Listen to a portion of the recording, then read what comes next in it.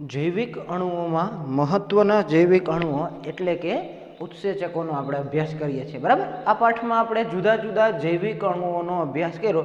એમાંના એક જૈવિક અણુ એટલે કે ઉત્સેચકો, જે સજીવો માટે ખૂબ મહત્વના છે. ઉત્સેચકો કેવા પ્રકારના છે, શેના બનેલા છે, એના વિશે પહેલાં આપણે સૌથી પહેલાં જોયું.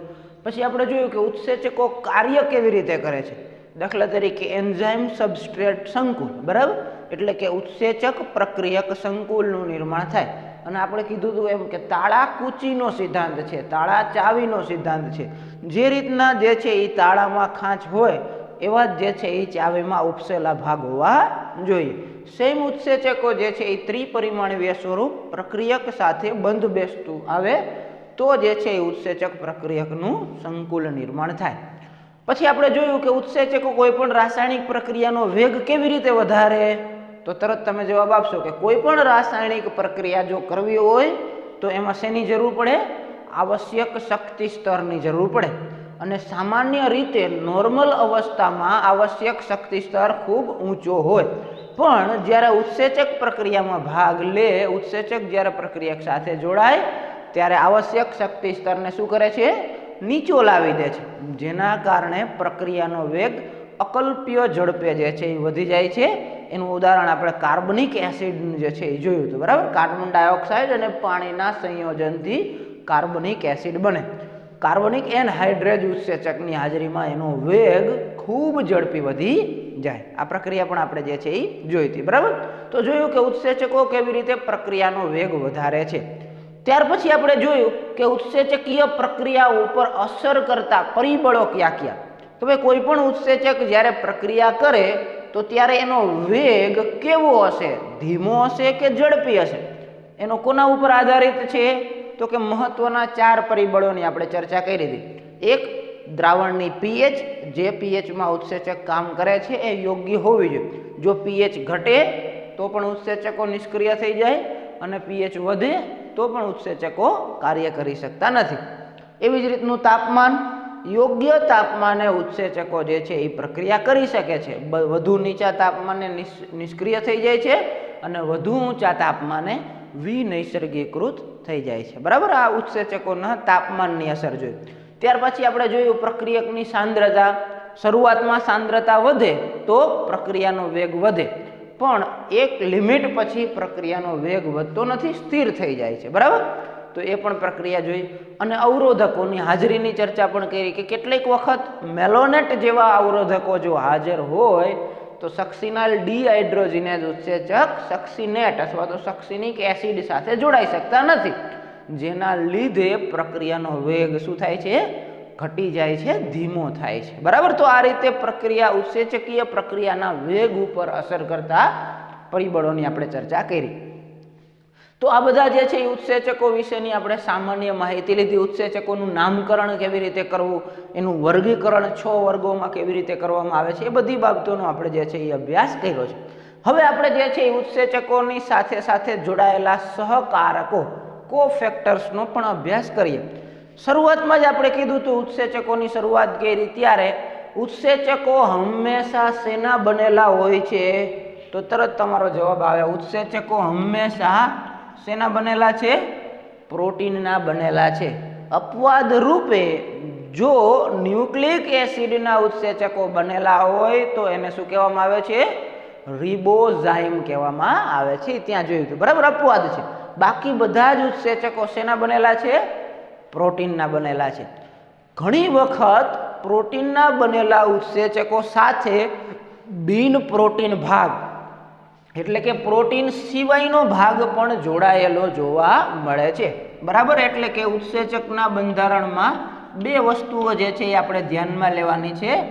એક છે પ્રોટીનનો ભાગ અને બીજો છે બિન પ્રોટીન ભાગ. પ્રોટીન ભાગ એટલે શું? જે પોલીપેપ્ટાઇડ શૃંખલાનો બનેલો હોય, બરાબર. આપણે પ્રોટીનનું બંધારણ જોઈ ગયા છે કે જેમાં એમિનો એસિડ એકબીજા સાથે કયા બંધથી જોડાય છે? પેપ્ટાઇડ બંધથી. તો એ પેપ્ટાઇડ બંધથી જોડાઈ પોલીપેપ્ટાઇડની શૃંખલા બનાવે તો એને આપણે કહીશું પ્રોટીન ભાગ. પ્રોટીન ભાગ જે છે જે એને એપો એન્ઝાઇમ તરીકે ઓળખવામાં આવે છે, બરાબર. શું કહેવામાં આવે છે એને? એપો એન્ઝાઇમ. જે એન્ઝાઇમ એટલે કે ઉત્સેચકનો મુખ્ય ભાગ છે. પ્રોટીન ભાગ જે છે એ ઉત્સેચકનો મુખ્ય ભાગ છે, કારણ કે પ્રોટીન ભાગ ઉપર જ સક્રિય સ્થાન આવેલા છે કે જ્યાં પ્રક્રિયક જે છે એ જોડાઈ શકે છે. બરાબર, એટલે કે પ્રોટીન ભાગ જે છે જે મુખ્ય ભાગ છે, જેને એપો એન્ઝાઇમ તરીકે ઓળખવામાં આવે છે. ઘણી બધા ઉત્સેચકોમાં ઘણી બધી વખત પ્રોટીન એપો એન્ઝાઇમની સાથે બીજો અન્ય ભાગ પણ જે છે એ જોડાયેલો હોય છે, જેને બિન પ્રોટીન ભાગ અથવા તો સહકારક તરીકે ઓળખવામાં આવે છે, કોફેક્ટર તરીકે ઓળખવામાં આવે છે. બરાબર, આવ્યું ધ્યાનમાં? એટલે કે સામાન્ય રીતે ઉત્સેચકો પ્રોટીનના બનેલા હોય, પણ ઘણી વખત પ્રોટીન ભાગ એટલે કે એપો એન્ઝાઇમની સાથે સાથે બિન પ્રોટીન ભાગ પણ જોડાયેલો જોવા મળે છે, જેને સહકારક અથવા તો કોફેક્ટર તરીકે ઓળખવામાં આવે છે. સહ એટલે સાથે, કારક એટલે ફેક્ટર. જે પ્રોટીનનો બનેલો જે ઉત્સેચકનો ભાગ છે એને સહ એટલે સહાયતા કરવાનું કામ કરે છે, એને સહકારક કહેવામાં આવે છે. હવે સહકારકો વિશે આપણે થોડુંક વિસ્તૃત જોઈએ. સહકારકો મુખ્યત્વે 3 પ્રકારના જે છે એ જોવા મળે છે. કેટલા પ્રકારના કોફેક્ટર્સ હોય? 3 પ્રકારના જે છે એ જોવા મળે છે. બરાબર, એક છે પ્રોસ્થેટિક સમૂહ,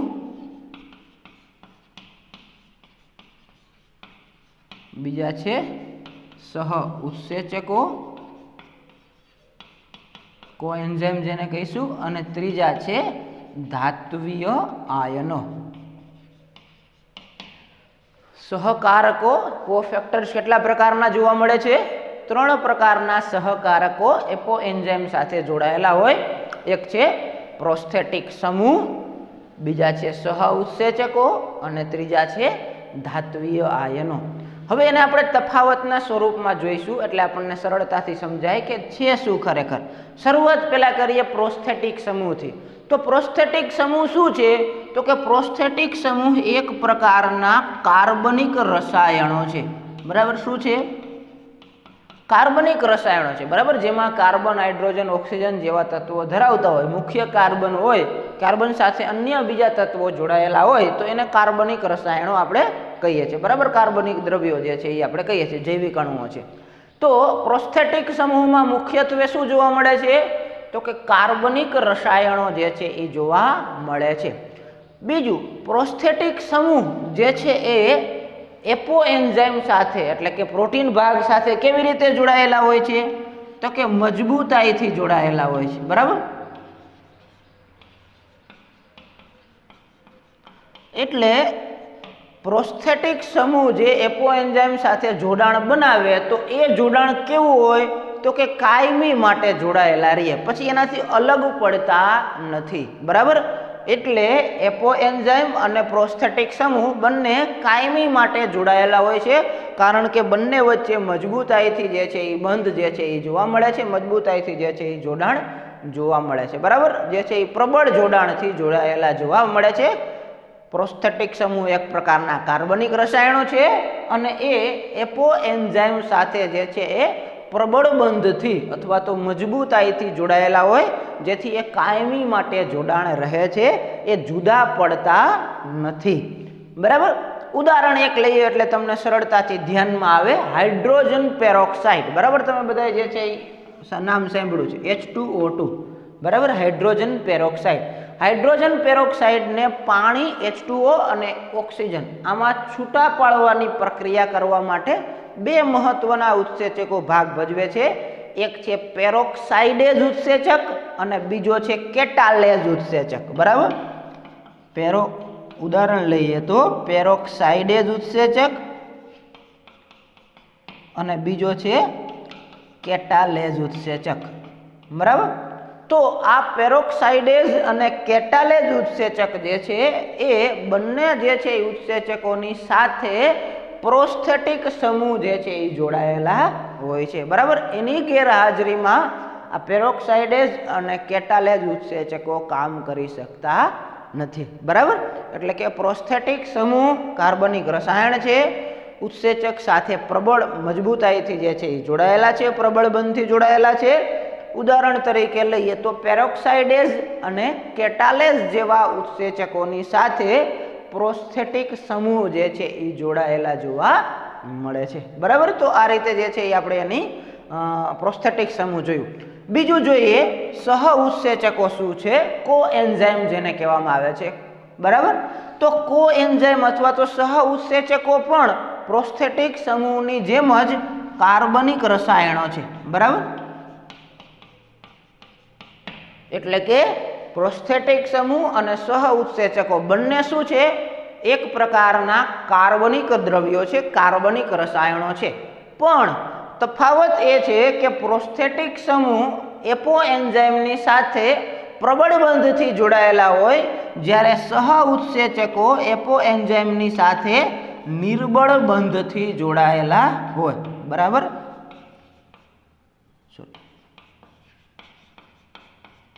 આવ્યું ધ્યાનમાં? બેમાં તફાવત, બંને કાર્બનિક રસાયણો છે, પણ પ્રોસ્થેટિક સમૂહ એપોએન્ઝાઇમની સાથે પ્રબળ બંધથી જે છે એ જોડાયેલા હોય છે, જ્યારે સહ ઉત્સેચકો એપોએન્ઝાઇમની સાથે નિર્બળ બંધથી જોડાયેલા હોય છે। એટલે શું થાય તો કે જ્યારે પ્રક્રિયા કરવાની હોય ત્યારે સહ ઉત્સેચકો જોડાઈ જાય, પ્રક્રિયા પૂરી થાય એટલે છૂટા પણ પડી શકે છે, બરાબર। એની જે છે એ વિશેષતા જોવા મળે છે। સામાન્ય રીતે સહ ઉત્સેચકો વિટામિન્સ ધરાવતા જે છે એ વ્યુત્પન્નો હોય છે। શું હોય છે? એમાં વિટામિન્સ ધરાવતા હોય છે, બરાબર। નોર્મલી સહ ઉત્સેચકોના બંધારણમાં કોઈને કોઈ વિટામિન જે છે એ જોવા મળતા હોય છે। એક ઉદાહરણ લઈશું એટલે તરત તમને ધ્યાનમાં આવશે। દાખલા તરીકે સહ ઉત્સેચક તરીકે પ્રખ્યાત જે છે એ બે છે, NAD, NADP, FADP। આ બધા જે છે એ સહ ઉત્સેચકો આપણે આગળ ભણવાના છીએ, બરાબર। નવા નામ તમારા માટે અત્યારે લાગે છે, પણ એના વિશે આપણે વિસ્તૃત જે છે એ પ્રક્રિયાઓ જોવાના છે। NAD એટલે કે નિકોટિનેમાઇડ એડેનાઇન ડાયન્યુક્લિયોટાઇડ, બરાબર। શું છે NAD? તો કે NAD એક પ્રકારનું સહ ઉત્સેચક છે, એનું નામ છે નિકોટિનેમાઇડ એડેનાઇન ડાયન્યુક્લિયોટાઇડ। એવી જ રીતનો બીજો સહ ઉત્સેચક છે NADP, નિકોટિનેમાઇડ એડેનાઇન ડાયન્યુક્લિયોટાઇડ ફોસ્ફેટ। આ બંને સહ ઉત્સેચકો છે અને એ બંને સહ ઉત્સેચકો નિએસિન નામનું વિટામિન ધરાવે છે, બરાબર। એના બંધારણમાં શું હોય છે? વિટામિન હોય છે। કયું વિટામિન છે? તો કે નિએસિન વિટામિન ધરાવતા સહ ઉત્સેચકો છે, જે એપોએન્ઝાઇમ સાથે નિર્બળ બંધથી જોડાય છે, બરાબર। તો આ રીતે સહ ઉત્સેચકોની વાત કરી। ધાત્વિય આયનો, ધાત્વિય આયનો એટલે કે ધાતુના રસાયણો છે, એટલે કે એ કેવા છે તો કે સામાન્ય રીતે અકાર્બનિક દ્રવ્યો છે, કોઈ ધાતુના રસાયણો છે। દાખલા તરીકે ઝિંક છે, સોડિયમ છે, કેલ્શિયમ છે, પોટેશિયમ છે, આ બધા ધાત્વિય આયનો કહેવાય। K+ આયન, Ca2+ આયન, Zn2+ આયન, Mg2+ આયન, Mn2+ આયન, બરાબર, Cl- આયન। તો આ બધા શું છે? ધાત્વિય આયનો છે, અને એ પણ ઘણી વખત સહકારકો તરીકે કામ કરતા હોય છે, બરાબર। એટલે કે એ કેવા અણુઓ છે? અકાર્બનિક અણુઓ છે। પ્રોસ્થેટિક સમૂહ અને સહ ઉત્સેચકો કાર્બનિક રસાયણો છે, જ્યારે ધાત્વિય આયનો અકાર્બનિક અણુઓ છે। ધાત્વિય આયનો એપોએન્ઝાઇમ સાથે કેવી રીતે જોડાય છે? તો કે એપોએન્ઝાઇમ સાથે સહસંયોજક બંધથી જોડાય છે, બરાબર। એટલે કે યાદ રાખવા માટે આપણે જોઈએ, પ્રોસ્થેટિક સમૂહ એપોએન્ઝાઇમ સાથે પ્રબળ બંધથી જોડાયેલા હોય, સહ ઉત્સેચકો નિર્બળ બંધથી જોડાયેલા હોય, અને ધાત્વિય આયનો સહસંયોજક બંધથી જે છે એ જોડાયેલા જોવા મળે છે, બરાબર। તો ધાત્વિય આયનો જે છે એ એપોએન્ઝાઇમ એટલે કે પ્રોટીન ભાગ સાથે સહસંયોજક બંધ તરીકે જે છે એ જોડાયેલા જોવા મળે છે, સહસંયોજક બંધનું નિર્માણ કરતા હોય છે। ઉદાહરણો લઈએ જે છે એ તો તરત ધ્યાનમાં આવશે। ધાત્વિય આયનો જે છે એ કેવી રીતે સહકારકો તરીકે કામ કરે છે? દાખલા તરીકે ઝિંક છે, Zn, બરાબર। Zn ઝિંક ઉત્સેચક ઘણા બધા કાર્બનિક રસાયણોમાં ઉત્સેચક તરીકે ભાગ ભજવે છે। દાખલા તરીકે પાચનની પ્રક્રિયા દરમિયાન પાચન તંત્રમાં આપણે જે છે એ જોઈએ તો પાચનની પ્રક્રિયામાં જોઈએ તો એક ઉત્સેચક છે કાર્બોક્સી પેપ્ટાઇડેઝ, બરાબર.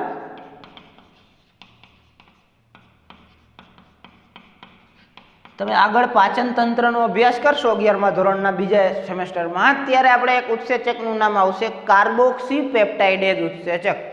આ કાર્બોક્સી પેપ્ટાઇડેઝ ઉત્સેચક પોતાના પ્રોટીન ભાગ એટલે કે એપો એન્ઝાઇમની સાથે એક ધાત્વિય આયન ધરાવે છે અને એ ધાત્વિય આયન છે Zn2+, બરાબર, ઝિંક આયન, બરાબર. એટલે કે ઝિંક જે છે એ કાર્બોક્સી પેપ્ટાઇડેઝ ઉત્સેચકની સાથે જોડાયેલો સહકારક છે, કોફેક્ટર જે છે એ જોવા મળે છે, બરાબર. તો આ રીતે સહકારકો જે છે એ પ્રોટીન ભાગ એપો એન્ઝાઇમના ભાગ સાથે જોડાયેલા જોવા મળે છે અને આ સહકારકો સામાન્ય રીતે એપો એન્ઝાઇમ એટલે કે પ્રોટીન ભાગને સક્રિય રાખવાનું કામ કરે છે. વૈજ્ઞાનિકોએ પ્રયોગો દરમિયાન જુદા જુદા વૈજ્ઞાનિકોએ પ્રયોગો કર્યા અને એમણે એક ટ્રાયલ કર્યો કે આપણે પ્રોટીનમાંથી એનો સહકારક ભાગ કાઢી લઈએ. દાખલા તરીકે પ્રોસ્થેટિક સમૂહ કાઢી લીધો કે ભાઈ એની સાથે જે છે એ સહ ઉત્સેચક ભાગને જોડાવા ન દીધો અથવા તો ધાત્વિય આયનને દૂર કરી દીધો, પછી પ્રયોગ કર્યો, બરાબર, કે પછી પ્રક્રિયા થાય છે કે નહીં.